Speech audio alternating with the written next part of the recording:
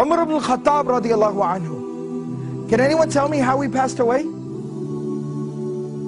He was stabbed while he was leading the prayer. Alright, he was stabbed while he was leading the prayer. The narration goes on to tell us that Umar radiallahu anhu has this big open wound. He has literally a hole in his stomach. And he's lying there and he's bleeding out and he's fading in and out of consciousness. And then while he's in that state and in that condition, he hears the call, the adhan for prayer. And he starts getting up. Everyone around him is like, oh, wait a second, where do you think you're going? He says, I have to go pray, the adhan. I have to go and pray, it's the adhan. And he said, you're dying. You have a hole in your stomach. What do you mean you're going to go pray?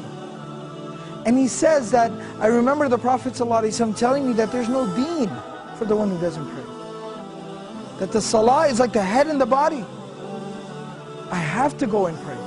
This was the commitment that these people had to prayer. As long as I'm alive, salah is something I do. That's the commitment, the connection that they had with prayer. So this is from Surah Maryam, Surah number 19, ayah number 31. My Lord has firmly commanded me to pray and to give charity or to purify myself as long as I am alive. Ma dumtu hayyan, as long as I remain alive.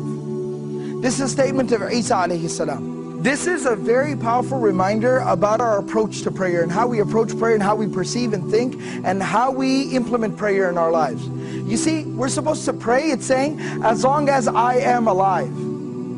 Till my last breath, I am committed to salah, to prayer. Now what does that exactly mean? It means no matter what comes up, prayer is something that I will hold on to till my last breath. I will concern myself with till death. And the Prophet ﷺ demonstrated this. He lived this. Now this isn't just theory, this isn't something just fancy to say. It's not just a fancy slogan. The Prophet ﷺ lived it. You know, about a week before the passing of the Prophet ﷺ, he fell very ill. He became ill. And the Prophet ﷺ was incapable of standing up and even walking on his own very soon after. So the Prophet ﷺ, what he did, Prophet ﷺ would send for two Sahaba. They would come to his home and they would carry him. He'd put his arms around their shoulders and they would literally carry him to the prayer like this. But he'd still go for prayer in this condition. He'd still go to pray like this. Teaching us, prayer is something we do till our last breath.